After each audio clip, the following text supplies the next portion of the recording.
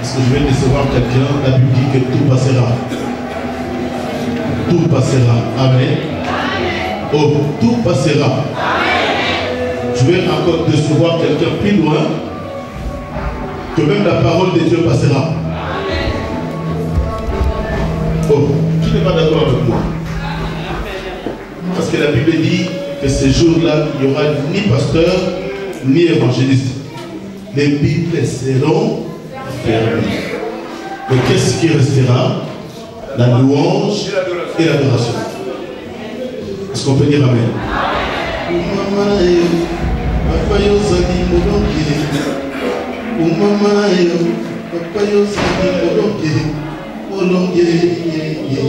Chante avec moi.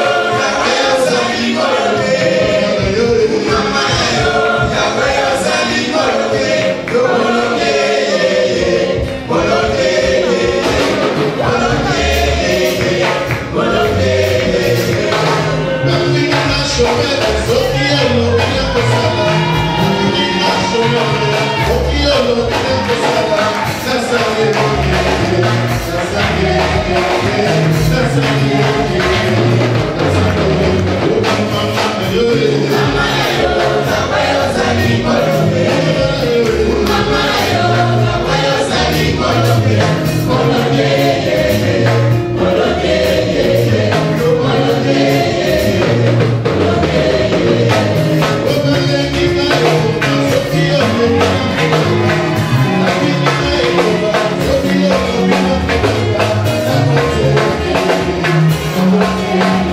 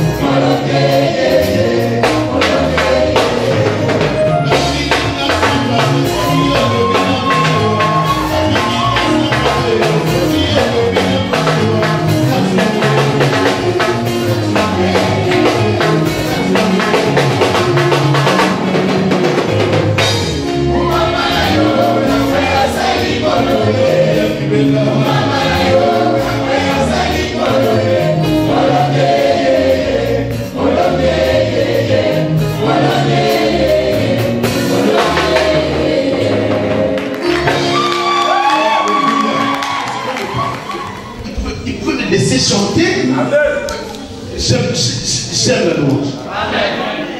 La Bible dit que le Seigneur a besoin de vrais adorateurs. Dieu n'a pas besoin de musiciens de nom. Non, mais Dieu a besoin de vrais adorateurs. Pourquoi la personne qui ne sait pas louer ou qui ne sait pas adorer, qui n'a pas de temps d'adorer Dieu, il est suspect. Amen. Et Yahweh, maman. Et Yahweh, maman yo. Je vais chanter avec lui. Pas de chanter. Yahweh, maman. Qui dit bateau na kangai, wapisa mbele. Ayaloli na lolelo, amani makembo. E mapemo bali, zama ya zoka kasinate. Ikana kumisa yo, makasi na ngai, wokumama Yahweh. Yahweh, mama. Yahweh, mama. Kongo etana, utu eina. Emana Nzambe, yetondi mokili. Mokili elingi eyeba, lapi kolona bileko. Azali mosika te o, azana motema na ngai. Obana lokola mokolo lopango, ozokonza ndenge olingi. Nzambe akobeta na milolo, eza yo mokanda te. Kumela Yesu we, Yesu na ngai. Mama Nzambe na bomo, elombe. Ayembi Nzambe bolingo, Yesu penza. Kumama. Ma vie. Yosala na kanama nzete. Eyokaka monoko ya banana. Nzambe ya mopepeso tosa. Eza yokolo na bilembo. Nzambe ya selaka moi. Ekomaka pe ya kala te. Tala biloko ya mokili. Ekomaka okoma ya kala. Kumama yanu Yesu. Nzambe na bomo. Elombe. Ayembi yo Nzambe bolingo. Yesu penza. Kumama. Ya ma vie. Bolingo na Yesu etangisi nga pinzoli. Naleli te po babetinga. Naleli pe pasi te o. Naleli bolingo na Yesu. Tuti motema na ngai. Tuti motema na ngai. Naleli bakata te o. Ye tuti motema na ngai. Abetisete la phrase yo. Persiste. Obenga chede yo vaya ero. Ane kundata bituma katete. Ablame papa bikolo. Abotaka kobota Isaka te. Na mituni. Nana bakobo. Koma ninyo sobeke na ngai. Wena mana nkombo na ngai. Ona rejende kombo yango. Wokuma makasi Yesu. Na ma vie. Elombe. Yesu na ngai. Yahweh. Nzambe ya kokama. Kama yele. Nzambe ya kokama. Bolingo ya bomwana na ngai. Osutolaka ngai te. Ata na ye na mutu. Obakisaka ngai te. Ata na ye na tongotongo. Nzambe ya kokama. Kama yele. Okokoli bolingo na ye. Kati na motema na ngai. Okokoli bolingo ya Nzambe. Kati na motema moto. Soki napengwi te tinelo yo. Sapo yo suali. Omona na kimbaka te. Nzambe ya somo boye. Nzambe ya ndenge mosusu. Okani na banzamba mboka na ngai te. Ngai na pesa yo nini. Ngai na futa yo nini ye. Elelo ye mbona ngai. Ibonza na pesi na yo. Obele makasi na ngai. Ibonza na pesi na yo. Napimi yo bolenga na ngai te. Ibonza na pesi na yo. Acclame le Seigneur. Le roi, le Seigneur. Oh, la gloire divine, c'est le roi des rois. Sois béni le Tout-Puissant. Et nous qui est qui vient. Et nous te bénissons. Nous te confions ces moments au Dieu, parce qu'il n'y a que toi qui en as parlé. Il est écrit, quand tu rassemblais Israël, même dans le désert, tu ne manquais jamais un mot à communiquer avec ton peuple. Je te bénis cet après-midi de voir, parce que Dieu est là, tu es présent. Continue avec nous. Conduis comme Israël dans le désert. Seigneur, nous avons besoin de toi. Nous voulons écouter la voix qui retentissait dans le désert. Cette voix qui était la parole divine, la révélation de la grâce et l'amour du ciel. Viens régner parce que tu es le Seigneur. Dans le nom précieux de notre Seigneur Jésus-Christ, nous avons ainsi prié et nous te disons tous Amen. Amen. Salut quelques bien-aimés, dis que le Seigneur vous bénisse. Dieu bien-aimé, que le Seigneur vous bénisse.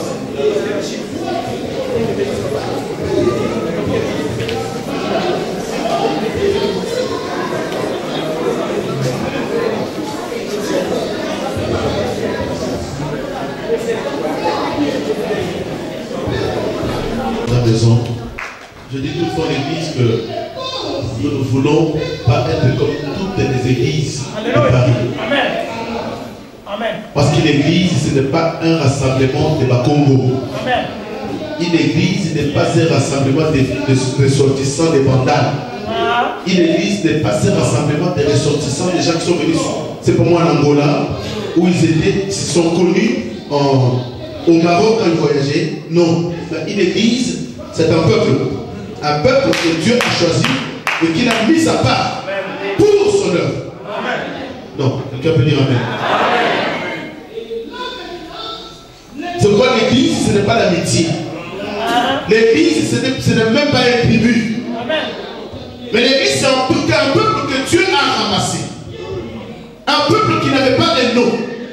Un peuple qui n'était pas connu. Un peuple qui était rejeté. Mais Dieu est allé les suivre. Là où ils étaient rejetés, Dieu les a ramassés. Et Dieu dira, c'est là où réside mon nom. Oh, alléluia. Si mon peuple sur qui est invoqué mon nom, si il y a un peuple par lequel Dieu avait déposé son nom, ce peuple-là a refusé de s'humilier. Ce peuple-là a refusé d'invoquer son nom. Mais il y a un peuple qui était rejeté. C'est pourquoi moi j'aime le rejeter. J'aime les gens qui sont rejetés. Quand il te sent fort, le Seigneur s'éloigne. Et quand il te sent faible et rejeté, le Seigneur s'approche. La faiblesse, c'est la tête de Dieu. Non, je ne vous sens pas. Moi, j'aime l'église vibrante. Une église qui aime la parole. Vous savez, une église qui n'a pas la parole n'est pas une église. Parce que l'église n'est pas fondée dans la prophétie. Non, la prophétie, c'est un don qui accompagne la parole. Oh, alléluia. L'église n'est pas bâtie sur la prophétie. L'église n'est pas bâtie sur un don. L'église n'est pas bâtie sur la prédication. Or, la prédication donne la foi et révolte tout simplement. Mais l'église est bâtie sur les enseignements. Une église sans enseignement n'est pas une église. Non, dis-moi un grand amen. C'est pourquoi l'église doit aimer l'enseignement. Je ne parle pas des enseignements, mais je parle des noms. Parce que la Bible dit qu'ils étaient tous ensemble, assis dans le temple, persévérer dans l'enseignement des apôtres. C'est que les apôtres n'avaient pas deux enseignements, mais les apôtres avaient un enseignement. Cet enseignement, c'était quoi? C'était tout simplement la saine doctrine du Seigneur. Amen. C'est pourquoi nous voulons être différents de toutes les églises de Paris. Amen. Si tu veux une église qui aime tout, qui permet tout, à Saint-Denis, il y a plein d'églises. Tu viens à la fin que tu te passes une adresse, là où je sais tout est permis, tu vas te retrouver. C'est pourquoi les pharisiens et le scribe ne sont pas retrouvés dans la doctrine du Seigneur. D'où est venu cet homme? Qu'est-ce qu'il est en train de prêcher? Qui il est? Non, il n'est pas celui que vous adoriez, mais celui qui est adoré du siècle au siècle. C'est pourquoi il va leur dire que j'ai été avant que votre père Abraham. C'est un scandale. C'est pourquoi notre évangile c'est un scandale. Notre évangile, c'est un scandale. Ne peut supporter cet évangile que celui qui est appelé. Ne peut accepter cette parole que celui qui est élu par le Seigneur. Parce que ce n'est pas toute parole qui est l'éclairage. D'ailleurs, cette parole n'est pas l'éclairage. Même David nous dit que Seigneur, mais vous savez, des fois quand tu lis les Écritures, c'est comme s'il y a la contradiction. Dit ta parole, c'est une lampe à mes pieds. Mais David a dit non, ce n'est pas la parole qui m'éclaire, mais c'est la révélation de la parole qui éclaire le peuple. C'est que tout le monde a la même parole, mais cette parole n'a pas l'éclairage. Mais c'est dans cette parole, la chose qui sort dedans, c'est ce qui éclaire le peuple. C'est pourquoi quand il avait dit que moi et le Père nous sommes en un, c'est lui qui m'a vu avec le Père. Les gens étaient dans la confusion parce que dans le début de son ministère, il parlait du Père, le Père m'a envoyé, le Père m'a envoyé, le Père m'a envoyé. Et c'est lui qui est dans la confusion. Il a lui posé la question, mais tu nous parles du Père. Mais quand est-ce que nous verrons le Père? Nous avons compris que le bélier et l'agneau ont la même nature.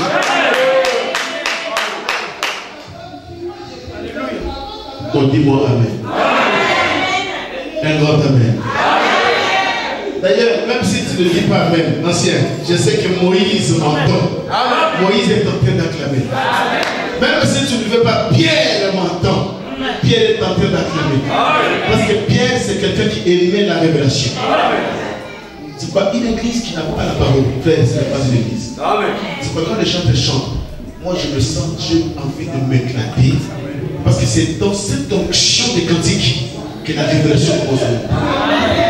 Nous ne voulons pas des gens qui chantent pantalon baissé parce que c'est un professionnel. Nous n'avons pas besoin de professionnels. Mais nous avons besoin de gens humbles qui veulent apprendre et conduits par le Seigneur. Dites Amen. Dieu nous a proclamé cette année comme étant une année de louange. Pourquoi une année de louange? Parce que la Bible dit qu'il moissonne avec pleurs, qui sème avec pleurs, moissonne avec un chant d'allégresse. Chant d'allégresse n'est rien d'autre que la louange. C'est que quand je suis en train de moissonner, c'est là où je suis en train de chanter les cantiques.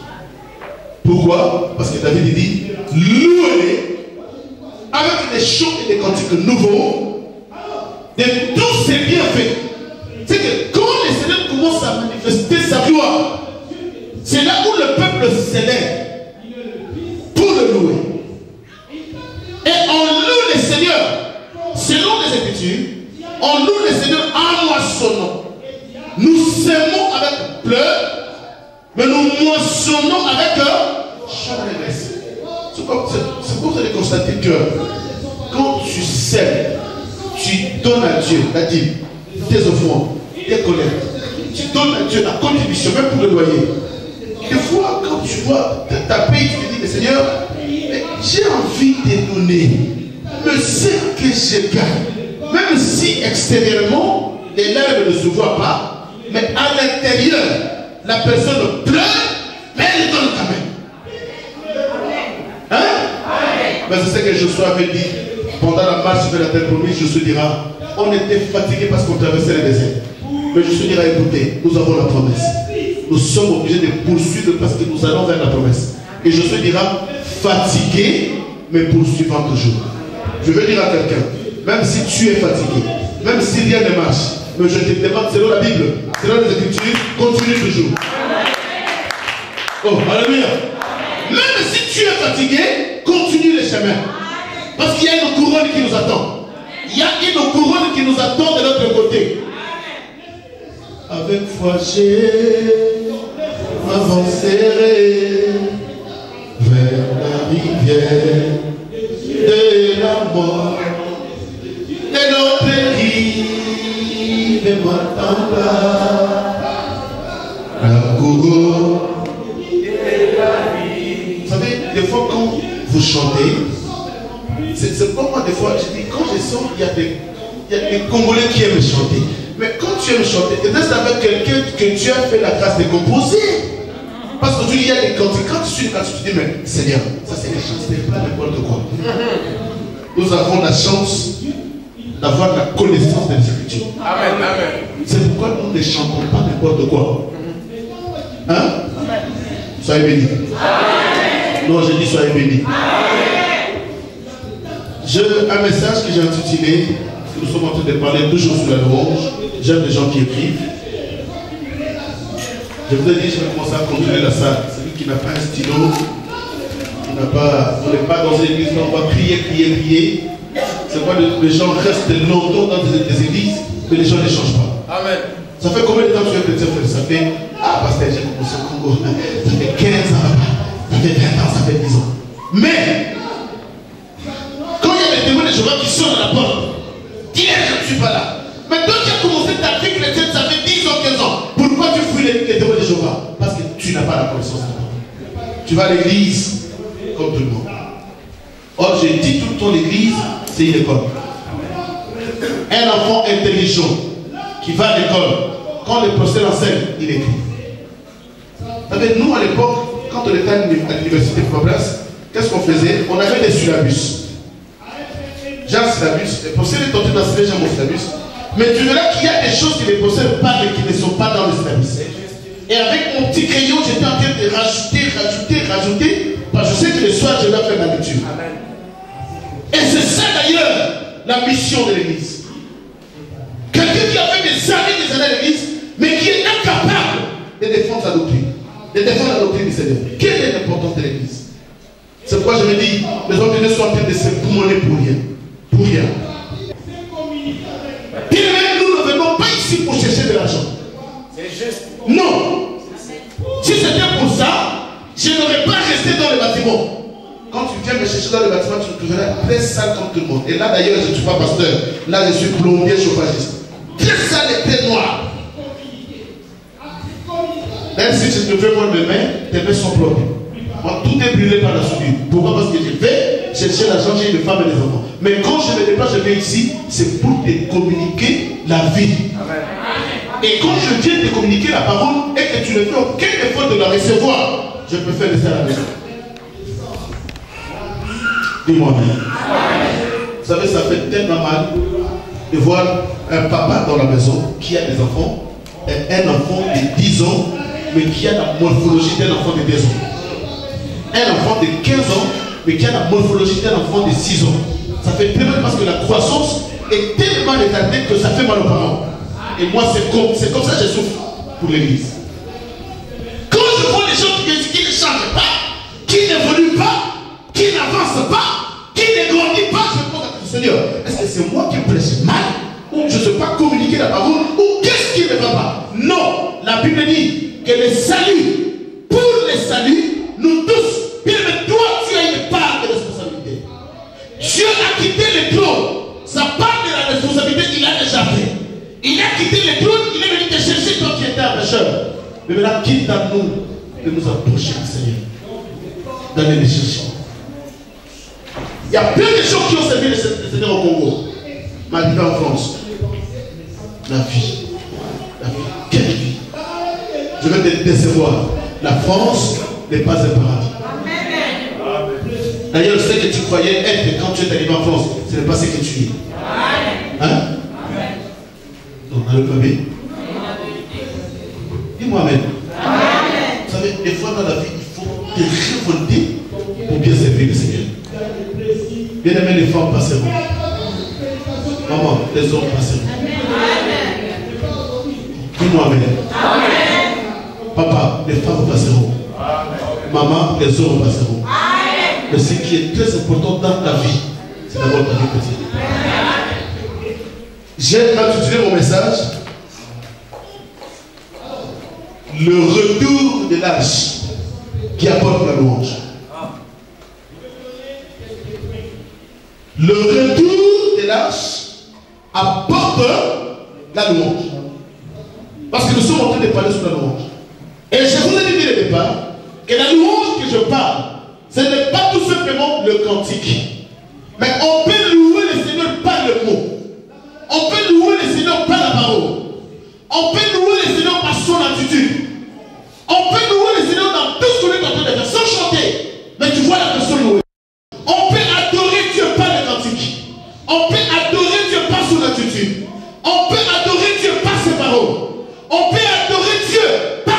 instruments. Il y a plusieurs façons d'adorer, de louer Dieu. Ne soyons pas cantonnés tout simplement que louer Dieu c'est chanter. Non. Mais on peut louer Dieu avec des cantiques. On peut louer Dieu avec des instruments sonores. C'est pas quand le Seigneur vous bénit, des gens qui savent louer aux instruments, je vous le dis sincèrement, l'église devrait être dans la joie. Oh, dis-moi amen. Parce que vous allez comprendre que même à l'époque, sous la loi, les gens qui chantaient n'étaient pas n'importe qui. Les gens qui jouaient à la harpe, à la guitare n'étaient pas n'importe qui. C'était des lévites. Parce que c'était le peuple sanctifié. Un peuple qui devait louer Dieu dans et en l'esprit.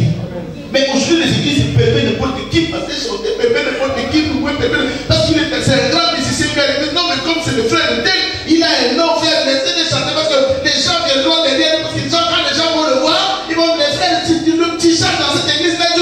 Non, les gens viennent à l'église pour la parole. Une église qui est assise sur la parole, c'est une église qui attire de vrais fidèles qui craignent le Seigneur. Mais une église de musique, ce n'est pas une église. Parce que dans le ciel, il y avait aussi une église de musique.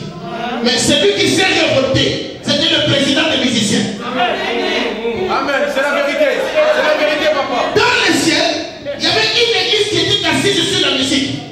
Jamais la Bible me dit qu'il y avait quelqu'un qui prêchait. Dieu était assis sur son trône. La parole n'existait pas. La prédication n'existait pas. Mais il y avait une église de louanges. C'est dans cette église de louanges que le désordre a commencé.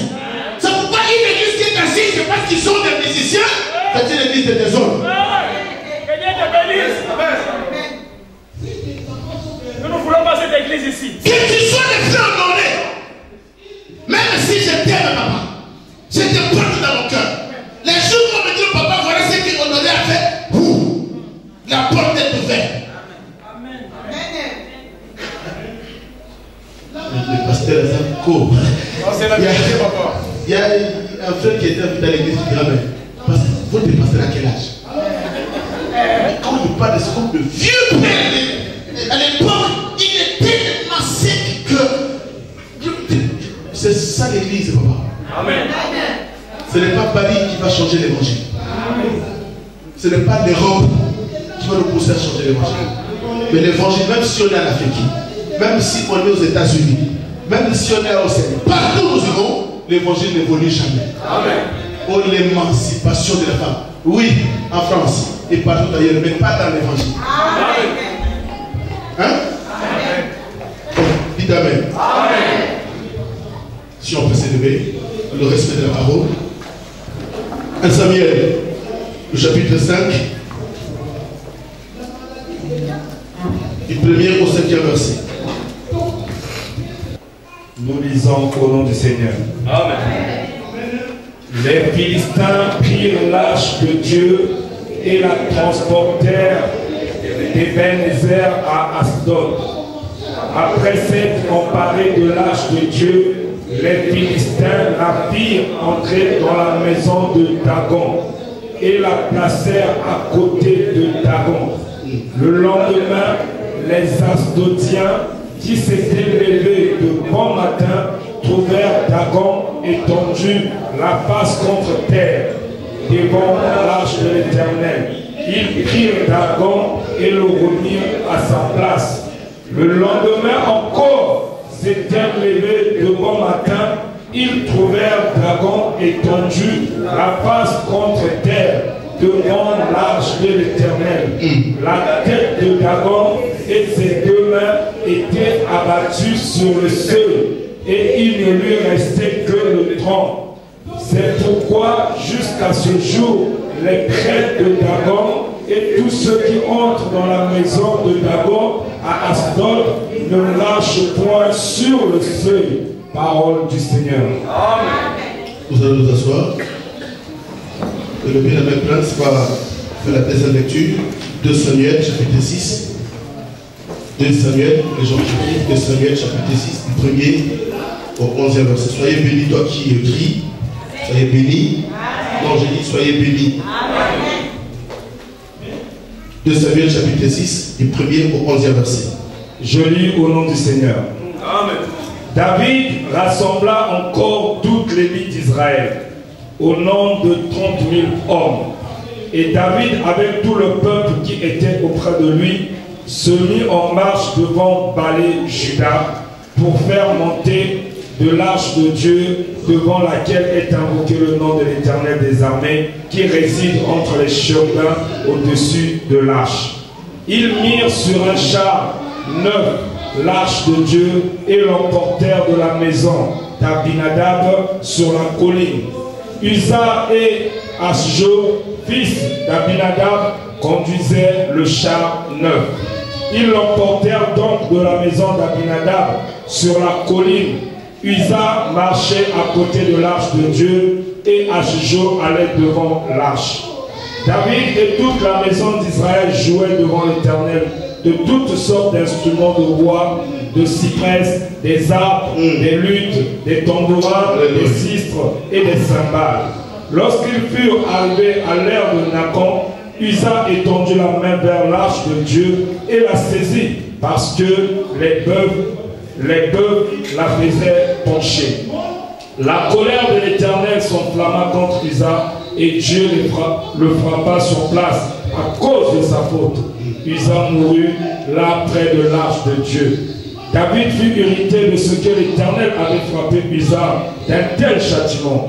Et ce lieu a été appelé jusqu'à ce jour Péré Uza. David eut peur de l'Éternel en ce jour-là et il dit: comment l'arche de l'Éternel entrerait-elle chez moi? Il ne voulut pas retirer l'arche de l'Éternel chez lui dans la cité de David et il la fit conduire dans la maison d'Obed-Édom de Gad. L'arche de l'Éternel resta 3 mois dans la maison d'Obed-Édom. Et Gad et l'Éternel bénit Obed-Édom et toute sa maison. Parole du Seigneur. Amen. Parole du Seigneur. Excusez-moi pour ma gorge. Non, j'ai dit parole du Seigneur. Amen. Oh, parole du Seigneur. Amen. Vous savez, comme je dis, l'Église a besoin d'une parole qui va nous ramener plus fraîchement vers le Seigneur. Dis à ton voisin, tu n'es pas là par hasard. Dis à ton voisin, tu n'es pas là par hasard. Toutes choses concourent au bien de ceux qui aiment le Seigneur. C'est quand même dans la vie, s'il y a des épreuves, accepte les épreuves. Parce que ce n'est pas les épreuves que l'homme devient fort. Vous savez, en traversant les épreuves dans la vie, tu commences à grimper les étages et il y a la foi qui commence aussi à augmenter. C'est pourquoi j'ai dit tout le temps à l'église, vous devez comprendre une chose, que la vie des enfants de Dieu n'est pas une vie facile. C'est toujours une vie de combat. Tu verras un païen qui vient, tout de suite à l'offre, il a ses papiers. Un chrétien qui va tournoyer jusqu'au bout, rien ne marche. Le Seigneur le sait. Oh, le Seigneur sait. Nous venons de lire les Écritures parce que notre thème c'est le retour de l'âge qui apporte la louange.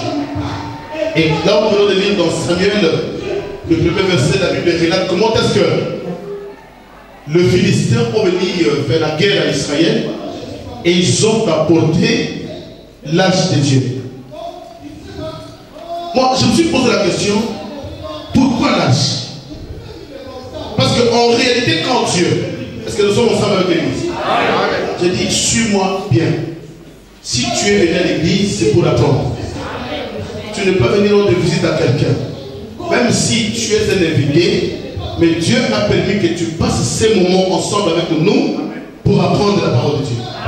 Des fois, il y a des choses que le Seigneur va nous enseigner, qui va aussi apprendre, qui va aussi t'apprendre, des fois des choses que tu n'as jamais entendues, ou ce sont des choses que tu as déjà entendues, mais Dieu va nous parler dans une autre dimension. Parce que vous le savez, chaque personne a sa grâce. Et tout ministère a sa grâce. Moi, je peux prêcher un verset, et tu vas ailleurs. Il y a un autre ministre. Je parle bien des ministres établis par Dieu. Parce qu'aujourd'hui, il y a des serviteurs qui sont établis établis par eux-mêmes. Et il y a aussi des serviteurs qui sont établis par les gens. Parce que la Bible dit que l'élévation vient ni de l'Orient, ni de l'Occident. Mais cela vient de l'Éternel. Et on reconnaît un ministre établi par Dieu quand il ouvre sa bouche. Hein? Oh, dis-moi même. Et quand un ministre établi par Dieu ouvre sa bouche, il y a une chose qui tombe. Qu'est-ce qui tombe? C'est la salive. Et quand la salive tombe, ça tombe sur les yeux de l'aveugle. Et quand ça touche les yeux de l'aveugle, maintenant la mission est accomplie. La mission que Dieu avait déposée d'abord. Va vers les nations. Je te donne l'onction. Je te donne l'esprit. Et dans cet esprit, il y avait une mission. De faire quoi? Le recouvrement des aveugles. Pourquoi? Parce que Paul devait déposer la salive pour que les yeux des aveugles s'ouvrent. Il n'y a qu'une seule chose qui peut ouvrir les yeux de l'aveugle, c'est la parole. C'est pourquoi l'Église doit prêter attention à la parole de Jésus. Ce n'est pas un moment plus que tout. Parce que vous savez, quand on avait commencé la vie chrétienne, il y avait un système. C'est ce qui se passe aujourd'hui dans nos églises. Dès qu'ils rentrent dans la salle, papa, qu'est-ce qui se passe? Ils rentrent dans la salle. Nous allons tous nous mettre debout. Et lui se met debout. Nous allons appeler les pasteurs à prier pour faire l'ouverture du culte. Ah, le culte a déjà commencé quand vous étiez encore en nous. Le Seigneur était déjà. Dis-moi même. Et quand le pasteur va prier pour l'ouverture du culte, maintenant les dogmes commencent. Avant toute chose, Dieu ne disons point les pécheurs. Nous allons tous nous humilier devant Dieu et nous allons confesser. Bien-aimé, tu ne peux pas venir ici pour confesser. Tu es venu ici pour écouter la parole que tu mettras en pratique. La confession, c'est à la maison. Le culte se prépare à la maison. C'est pourquoi ce matin, il y a des gens qui sont venus, ils n'ont même pas prié. Amen. Voilà là où l'église, on a tellement perdu l'onction et la puissance de la parole dans l'église, et il y a maintenant des systèmes qui fonctionnent dans l'église. Et après avoir confessé, il y a une étape qui suit. C'est quoi? Maintenant, nous allons invoquer le sang. Que le sang de Jésus nous couvre. Nous allons tapisser la salle. Que le sang de Jésus devienne un tapis. Que le sang couvre nos voitures. Le sang n'est pas venu pour ta voiture. Le sang n'est pas venu pour ta maison. Mais le sang a une mission, c'est le salut. Dès que le sang a été coulé, les gens ont été sauvés, c'est fini. L'église ne peut pas invoquer le sang. Le sang que tu es en train d'invoquer, c'est le sang spirituel, parce que le sang qui nous a sauvés n'est pas le sang spirituel. Mais c'était le sang biologique d'une personne humaine. Ça l'évangile. Et la Bible dit que le sang a coulé une fois pour nous, pour le pardon éternel. C'est fini. Maintenant, quand tu pêches, confesse tout simplement. Amen. Il y a quelqu'un qui dira, mais ça c'est qu'il dit à quel âge est pasteur. Nous on avait le vieux pasteur reconnu, le vieux pasteur reconnu. On évoquait les saints. Non mais ce vieux pasteur reconnu était dans la confession, frère. Vous ne connaissez rien. C'est tout. C'est ce que tu ne veux pas avouer. C'est des vieux prophètes. Parce que c'est pas parce qu'il avait un grand nom qui connaissait tout, non. C'est un vieux prophète qui a dévié le chemin, c'est tout. Et après nous allons invoquer le Saint-Esprit. Je vais poser la question à l'église. Où réside le Saint-Esprit pour l'invoquer? La Bible dit, les jours où nous avons cru, nous étions renouvelés comme étant une nouvelle créature. Et c'est ce jour-là que le Saint-Esprit est venu habiter en nous. C'est pourquoi le frère Paul dit, n'attristez pas l'esprit qui est en vous. C'est que quand tu pèses, tu l'attristes. Mais il n'est pas sorti, mais il est attristé. Maintenant tu dois invoquer quoi? La plénitude. Il est en toi, mais qu'il te remplisse encore. Seigneur, remplis-moi de ton esprit. Mais c'est pas ce que je t'envoie. C'est l'esprit de Dieu vient. Il habite où? En toi. C'est pourquoi il dit, n'attristez pas l'esprit qui habite en vous. Il y a quelqu'un qui peut acclamer Dieu.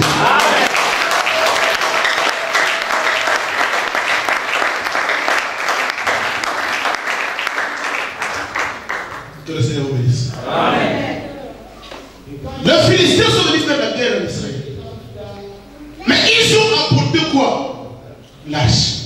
Papa, dans les tabernacles, il y avait plus de choses que Moïse, que Salomon avait implantées. Dans les tabernacles, déjà dans l'entrée, il y avait une grande porte. Excusez-moi, on va aller vite parce qu'on en a déjà parlé. J'avais pris 6 mois, on a parlé sur les tabernacles. L'église a la connaissance, n'est-ce pas? Je vais aller vite. Il y avait une grande porte qui était permise à tout le monde d'entrer. C'est pourquoi Dieu dira à Moïse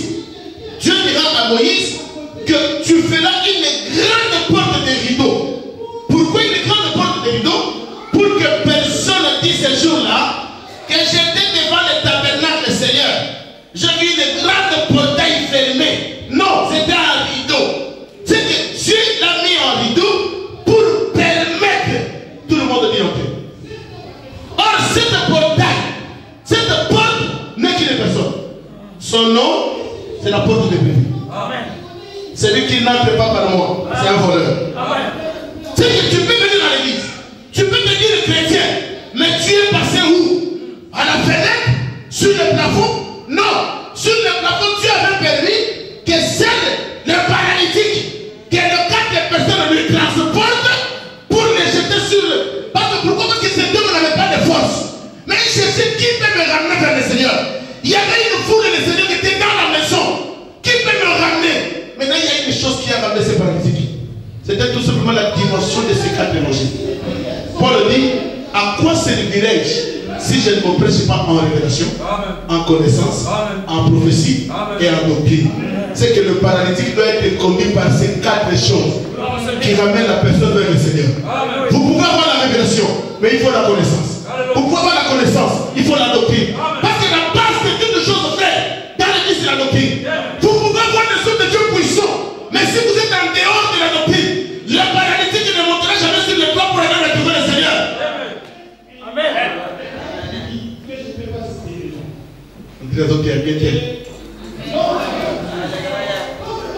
Est-ce que l'église me comprend? Amen. Acclame le Seigneur.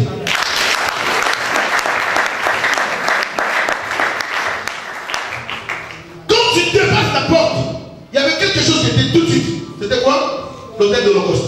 Pourquoi? Parce que tu ne pouvais jamais aller dans les sanctuaires de Dieu avec le péché. C'est pourquoi Israël s'approchait vers le Seigneur avec un agneau. Avec un agneau sur l'autel.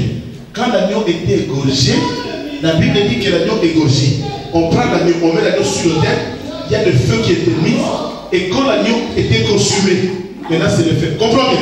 Quand l'agneau est consumé, c'est le feu, la fumée qui montait. Maintenant Dieu a créé l'agneau par l'odeur qui fumait. Oh, dis-moi. Ça c'était sous la loi. Et je me pose la question, toi qui es venu à Paris, toi qui es un chrétien à l'époque, j'ai dit bien à l'époque, parce qu'aujourd'hui tu ne l'es pas, il faut faire un effort de retourner.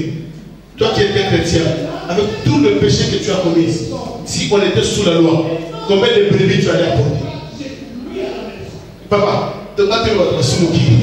Tu vas te voir sur mon qui. Tu vas te voir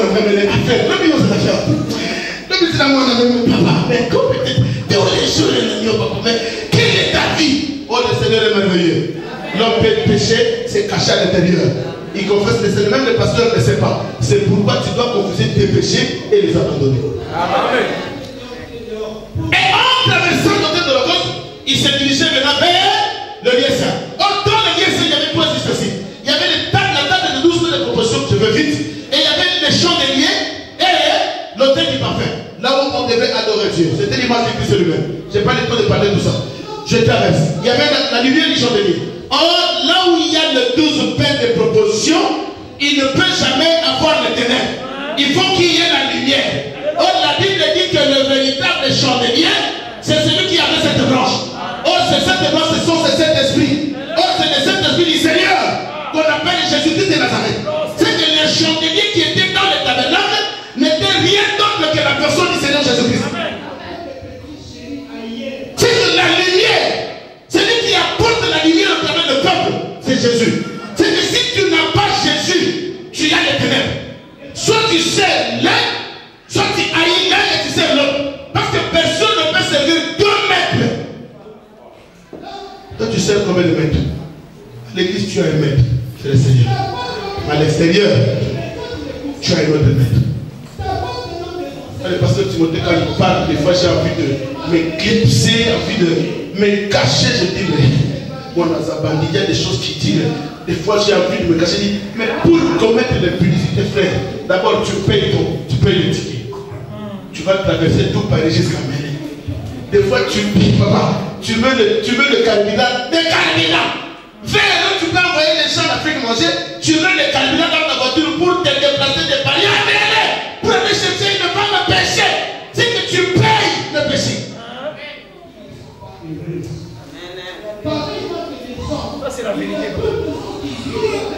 Si tu ne veux pas la vérité, moi je dis je vais ouvrir la petite porte là. Tu parles de l'autre côté. Là ils acceptent tout. Là il y a de la lâche, on n'est pas venu ici pour juger. Et c'est des gens comme ils veulent. Et la parole de Dieu, c'est le vrai jugement. Je vous l'ai dit, s'il y a un grand dictateur dans ce monde, ce n'est pas Mobutu. Mais le véritable dictateur, c'est la parole. Il dit soit tu aimes, soit tu ne veux pas. C'est fini. Il n'y a pas de juste milieu. Non. Soit tu acceptes, soit tu n'acceptes pas. Ça, c'est une grande dictature que j'ai jamais vécue sur la terre. Oh, les seigneurs démocrates. Et Dieu, notre Dieu, n'est pas un démocrate. Dites Amen. Et à la fin, là où personne ne pouvait rentrer, dans les dépressions, c'est là où s'est retrouvé l'arche. Mais écoutez, c'est que, moi je m'imagine, papa, si les tabernacles existaient, c'est que, si les temples existaient, c'est que quand les Philistins sont entrés, ils se sont enfoutés de la porte, se sont enfoutés de l'autel. Ils sont passés juste dans le dessin. Ils ont vu les chandeliers à côté. Et ils ont vu le tas de 12 paires de proportions à côté. Ils étaient passés à côté, ils ont pénétré là où il y avait l'arche. Pourquoi? Parce que tout le service qui se faisait dans l'hôtel de l'Holocauste, la finition pour que ça soit agréé, c'était l'arche. Parce que sur l'arche, il y avait le propitiatoire. Là où Aaron ramenait les sangs des victimes pour que Dieu agrée. Et la Bible dit dans ces lieux-là, qu'on appelle le lieu très simple, parce qu'on n'a pas le temps de lire toutes les écritures, on en avait déjà dit. Il y a une seule personne qui rentrait. C'était qui? C'était le souverain sacrificateur. C'est pourquoi je vais dire à l'église, il faut avoir confiance au son Dieu. Parce que la première chose que le diable fait, c'est quoi? Il vient sur la terre pour ôter le peuple.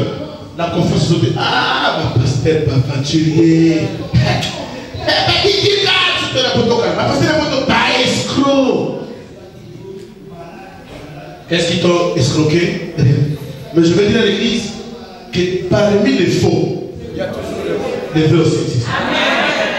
Ne sois pas borné quand tu es dans un coin parce que tu as vécu des mauvais, des faux, je ne sais pas moi le pasteur, mais je te dis que dans les faux, le vrai existe. Les gens peuvent aussi dire qu'Aaron c'est un faux. Mais Dieu l'a appelé. Dieu l'a donné l'onction et le pouvoir. Dieu l'a déposé dans cet homme d'Aaron l'onction et le pouvoir. Et c'est Aaron qui prenait les sangs des brebis que le peuple ramenait pour aller s'introduire dans les lieux saints. Et écoutez, il y a un travail qui s'est fait. Qu'est-ce qui s'est fait? La Bible dit que quand Aaron rentrait, il était attaché des cordes avec des guiringongi. Je ne connais pas ça en français. Ça fait la cloche. Les clochettes. Tout autour de sa ceinture, il y avait des clochettes. Et quand il est rentré, parce que c'était derrière les rideaux, et là, si tu rentres, papa, et que tu n'es pas sain, tu vas offrir un sacrifice, tu ne sortiras pas. C'est pourquoi je me demande, comment se fait-il? Les hommes de Dieu qui ont fait des aventures partout ailleurs, mais ils viennent monter sur la terre et pécher. Papa, tu es un serviteur. Si tu sens que tu as péché, par la vue, par l'oreille, par la bouche, abandonne ces chairs, va chercher le Seigneur. Sinon derrière le voile, il y a la mort. Et quand il faisait son service, il y a des clochettes qui criaient. Et les gens qui étaient à l'extérieur, ils savaient, oh, Timothée est encore en vie. Il continue son travail. Mais Siméon est encore en vie. Mais ce qui est tellement important pour le Seigneur, la Bible dit que le Seigneur n'a jamais prévu la mort d'un sacrificateur dans l'église. Pourquoi il n'a pas prévu cela? Parce qu'au départ, avant de l'envoyer, il est sanctifié déjà. Amen. Amen. Amen. Est-ce que l'église le comprend? Amen. Qui ne comprend pas? Soyez bénis. Amen. Et ils sont allés dans les lettres chercher l'âge. Pourquoi l'âge? C'est ça ma question. Pourquoi l'âge?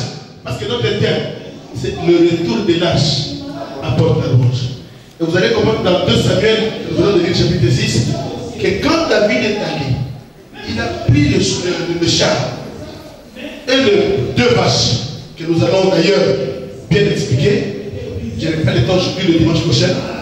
Et quand David faisait pénétrer la ville, il y avait des instruments, il y avait la louange, il y avait des gens qui criaient. C'est que quand l'âge était parti, la louange était finie.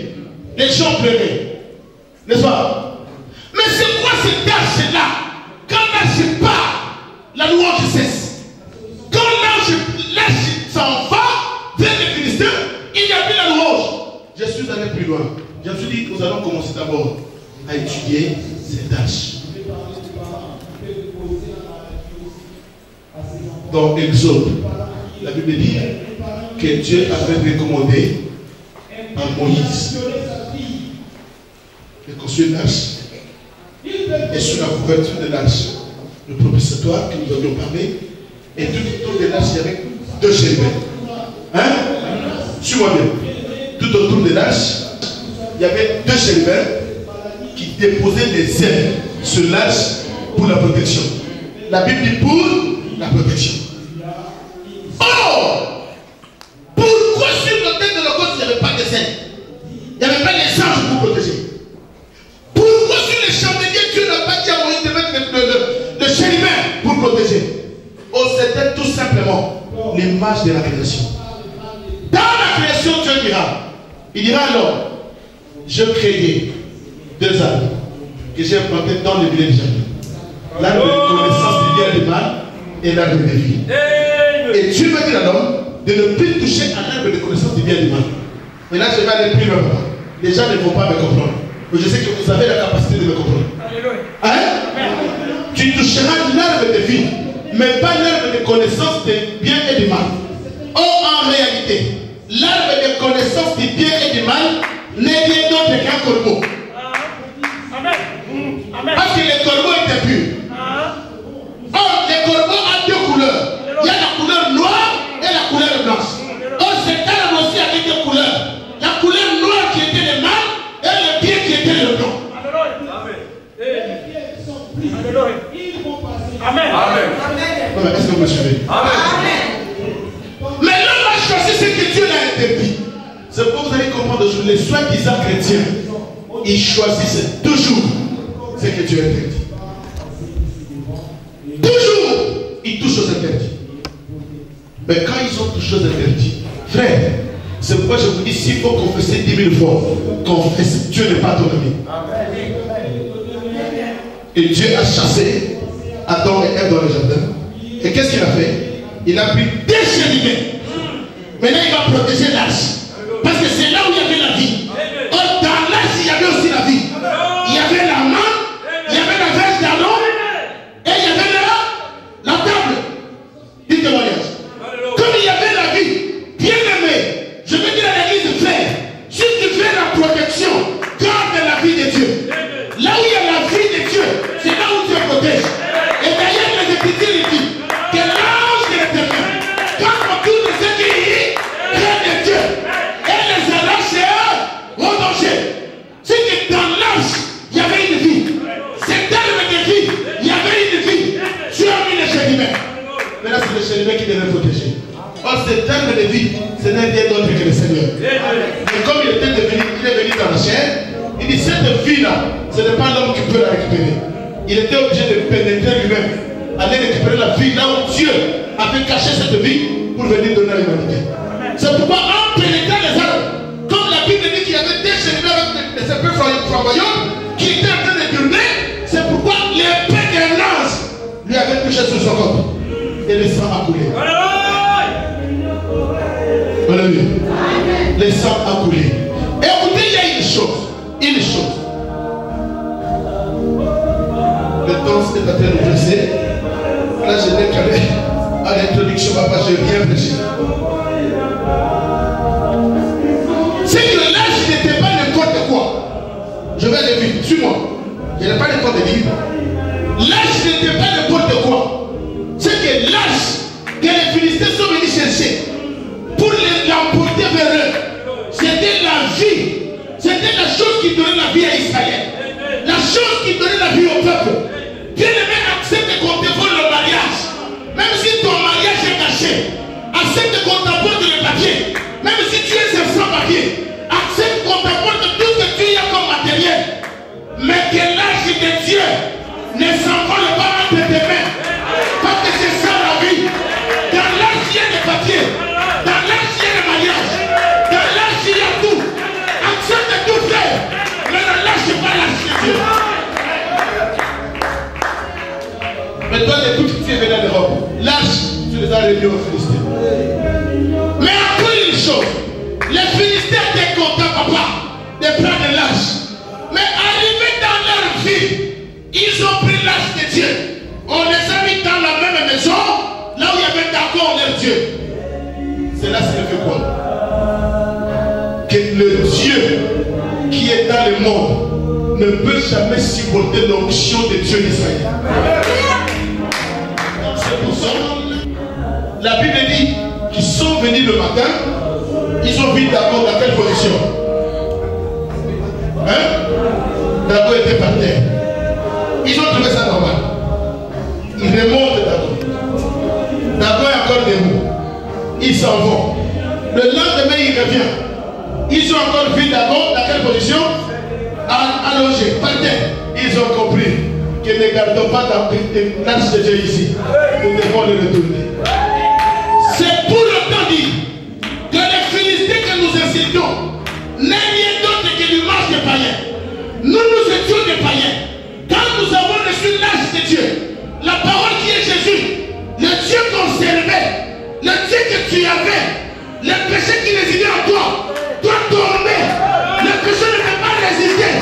Le péché ne peut pas résister. Là où il y a l'âge de Dieu, le péché doit tomber. Mais comme tu es détruit comme les Philistins, quand le péché tombe, les lendemain tu remontes encore le péché. Mais là il y a un combat entre Dieu, Israël, et le Dieu qui nous sert de tout. Est-ce qu'on peut dire Amen? Non, dis-moi Amen. Est-ce qu'il y a quelqu'un qui comprend? Il y a encore une chose. Quand Dieu est en train de recommander, Moïse, Dieu dit à Moïse, tu feras les tabernacles avec les ordonnances. Les tabernacles, c'est là de bois d'acacia. Hein? Ça dit, Exode. L'âge de Dieu, c'est là de bois d'acacia. Mais il y avait plusieurs bois, papa. Il y avait plusieurs bois dans la forêt. Mais pourquoi Dieu a choisi ce bois d'acacia? Pour que l'âge de Dieu soit construit, pas de... Je ne connais même pas les noms de bois, papa. Qui connaît, qui peut me dire? Les bois noirs, les wenge, l'ifaki, hein? Kimba, Formosa, ah, il y a des connaisseurs là. Il y a des connaisseurs. Que le Seigneur vous bénisse. Mais il y a plein d'exemples, plein de bois dans la forêt. Mais Dieu va révéler à Moïse que tu feras l'âge de Dieu. C'est la fête de bois d'acacia. Pourquoi? Vous savez pourquoi le bois d'acacia? Parce que le bois d'acacia ne germe jamais là où il y a de l'eau. Ne germe jamais dans la vie. Mais le bois d'acacia, si tu veux le retrouver, va où? Dans le désert. Hein? Oh, parce que dit le suivant. Suis-moi bien, tu vas comprendre. Le bois d'acacia, c'est un bois qui germe dans le désert. Et Dieu va chercher un bois qui n'a pas besoin de l'eau, qui n'a pas besoin de l'aide de quelqu'un, qui n'a pas besoin d'une autorité. Il va les germer là où rien ne l'est. On ne peut jamais prendre un bois, le mettre dans le désert du sud, c'est là jamais. C'est que lui, il est en train de pousser là où la loi de la nature est confondue. Parce qu'un bois, un arbre, pour que ça pousse, tu dois le planter dans un courant d'eau. Soit il était fertile, Mais cet arbre est planté dans le désert.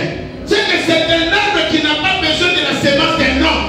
C'est pourquoi d'ailleurs, il devait être né dans le corps d'une femme. Cette femme n'avait pas la semence. Sinon on dira que c'était la semence de Joseph. C'était la semence de Joseph. Si on est planté dans de l'eau, on dira non, c'est quoi tout ce parce qu'il y a de l'eau. Il a choisi le désert. C'est pourquoi le prophète Esaïe dit, qui pourra accepter que c'est celui-là qui nous aidait, c'est celui-là qu'on appelle le rejeton, qui a été jeté dans le désert. Qui pourra accepter? Or, il n'y a qu'une seule personne. Je dis une seule personne. Non, je dis une seule personne qui est allée germer dans le corps d'une femme sans accouplement d'un homme. Sans accouplement d'un homme. C'est que c'est un homme qui n'a besoin de personne.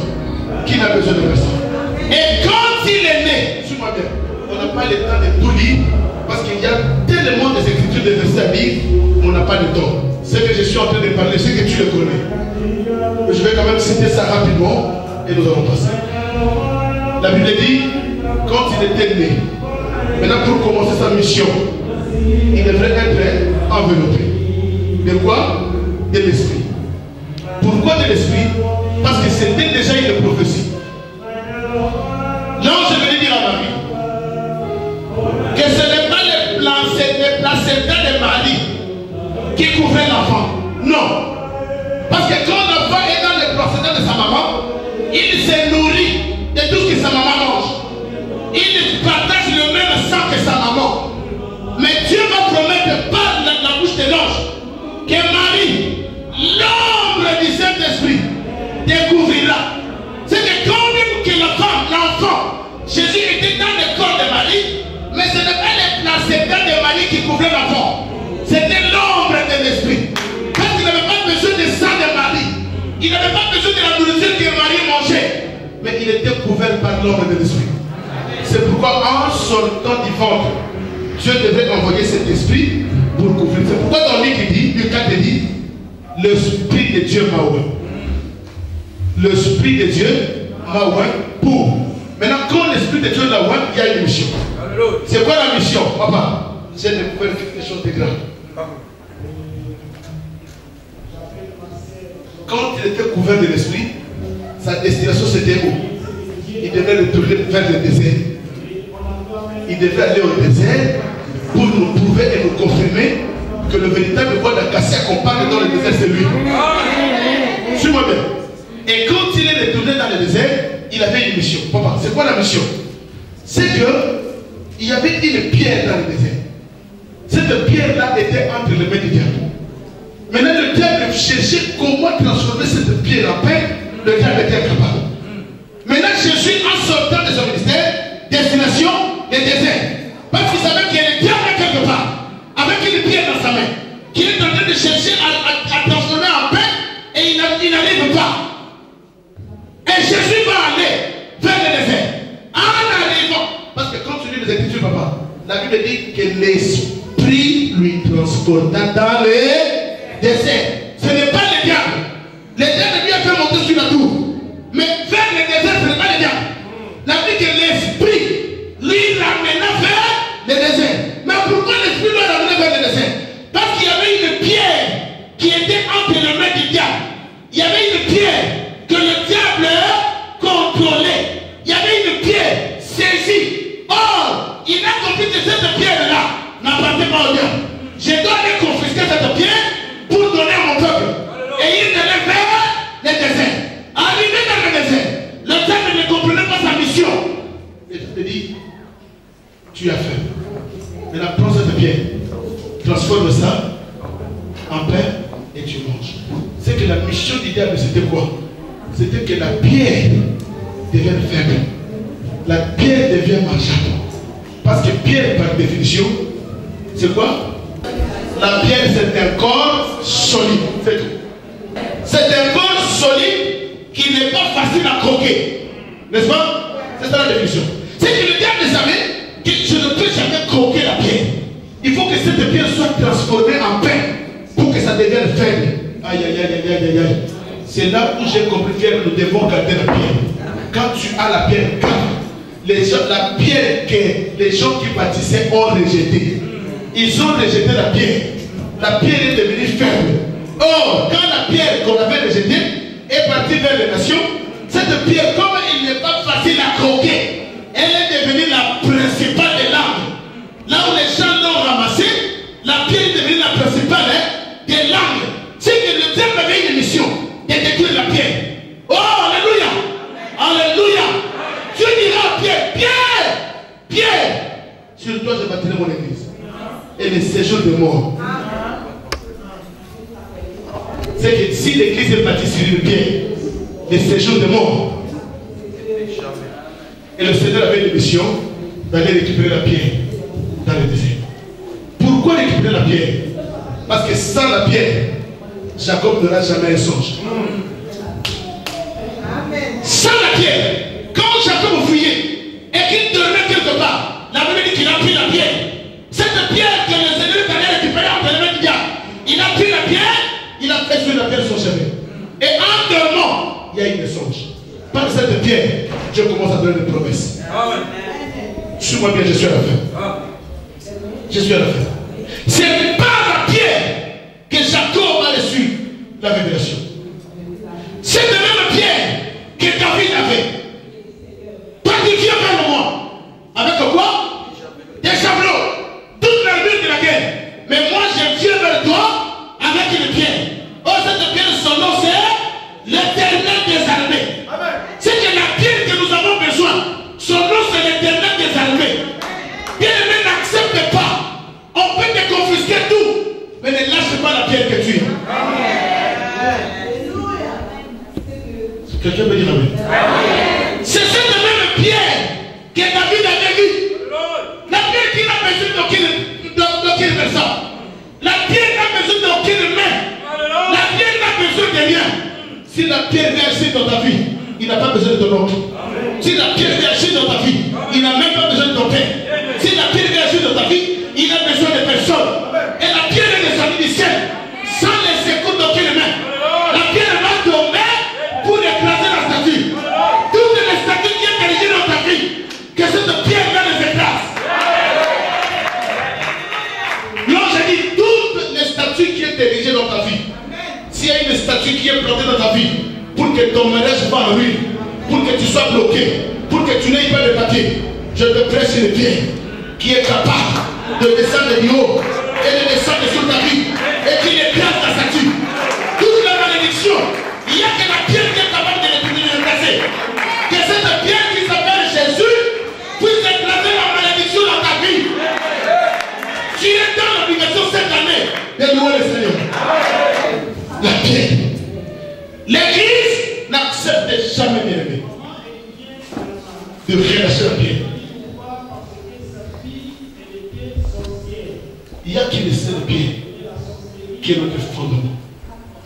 C'est pour la Bible dit que si la maison que tu avais bâtie est bâtie sur des blocs, sur une pierre, ça ne sera jamais ébranlé.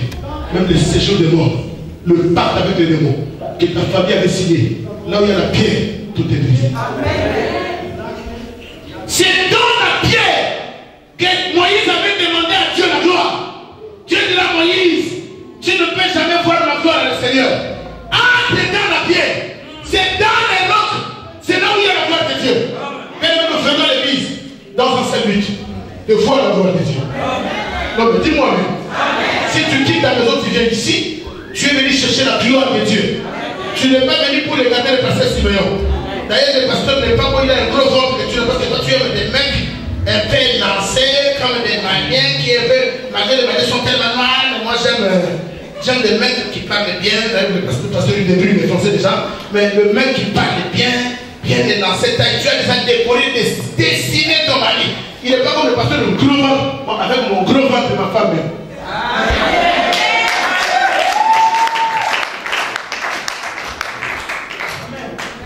Non, dis-moi amen. Amen. Tu peux tout rejeter, mais ne rejette pas la pierre. Combien tu viens à l'église, mais la pierre est déjà rejetée. L'obéissance à la parole. aux Écritures. Ce n'est pas les robes qui vous changera. Parce que je suis une robe, tu prends les robes, tu mets ça sur tes épaules. Non. Parce que tu as la grâce. Cette grâce, tu dois mettre ça en action. Ne laisse pas les robes t'emporter. Ces jours-là, Dieu te demandera. Avec ce que je t'avais donné comme grâce, qu'est-ce que tu veux faire de cela? Tu n'es pas inutile devant le Seigneur. Tu as quelque chose, mais tu l'ignores. Tu as la pierre, mais tu ne sais pas l'utiliser. David a utilisé la pierre. Je vais dire à l'église aujourd'hui, je confesse comme un ministre de Dieu, comme un envoyé de Dieu. Tout Goliath qui s'élève dans ta vie, laisse que la pierre angulaire le renverse. Que la pierre angulaire le renverse. Cette année, tu dois louer Dieu. Ah, il ne s'explique pas. Cette année, tu dois louer Dieu. C'est une année de louange. La maladie doit être renversée. Le célibat doit être renversé. La stérilité doit être renversée. Le sans-papier doit être renversé. Au nom de... C'est ça la pierre. Et le Seigneur est allé chercher la pierre dans le désert pour venir te dérober. Conservons la pierre. Même ne rejette pas ta vie chrétienne. Parce qu'un pasteur a fait ça. Parce qu'un pasteur a volé. Parce qu'aujourd'hui l'internet, de faire quand tu vois l'internet, tu te dis, mais est-ce qu'on a fait cette... Même les chrétiens. Vous savez que c'est nous-mêmes les chrétiens qui insultons le nom du Seigneur. Même le christianisme, nous devons le protéger. Nous devons le protéger. Même si je vis mon frère, ma soeur qui a commis ce mal, je le reprends à côté, je lui conseille, je lui dis frère, va chercher Dieu. Ne le répète pas. Aujourd'hui, essaye. Ah! Qu'est-ce que je vous avais dit? Il finira là. Je vous avais dit. Vous ne me croyez pas, il finira là. Mais il y a quelqu'un qui a abandonné le trône de la majesté. Cette pierre qui était descendue sur la terre pour te pécher. La Bible dit que l'homme qui pêche, c'est celle qui mourra. Mais tu as tant péché pour tu n'es pas mort. Parce que Dieu t'aime. Continue à vivre comme si on était dans la bouche de tes biches, surtout qu'on a Kingassan. Moi j'étais né à Kingassan. Là où les autres ont tout pour la combattre, pour la combattre, il y a un peu de. Mais dans la plus grande dans la forêt. Et il dit ça qui va taper les biches.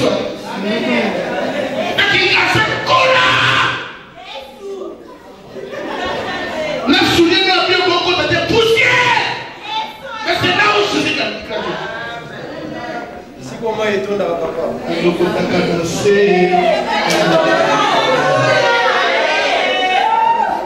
C'est quoi? Il y a des choses dans la vie que nous devons le reconnaître. Parce que ici, maintenant je suis en France. Puis je te connais bien. Si on a dit, on va connaître beaucoup tard. Si on a dit, on va connaître. Non, on va connaître. Avant de manger, on va voir que tu es là pour toi, il y a la pauvre, c'est la fin de l'année, on l'a déjà pas. Il faut que tu classes le là. Pour ne pas faire. On dit, on est dans la santé. Santé à ma vie.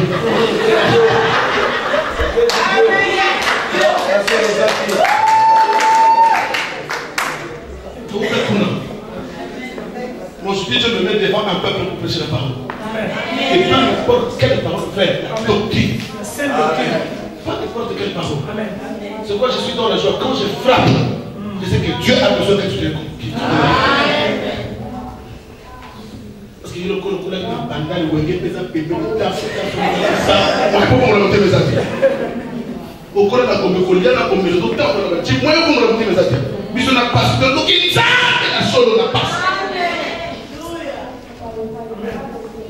C'est pourquoi moi je dis aux gens, quand tu sens la souffrance commence à s'accroître, c'est que Dieu veut que tu recherches. Amen. C'est la vérité, papa. Les résultats de la vie de tes parents, oui, ils avaient de l'argent. Tu as bien grandi, tu mangeais, tu buvais, tu étais bien. Et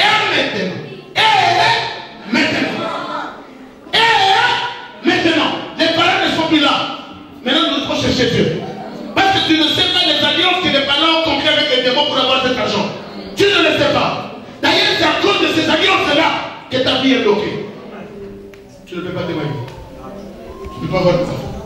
Même si tu t'es marié, il y a des complications. Même si tu dis qu'il y a des complications, tu ne le sais pas.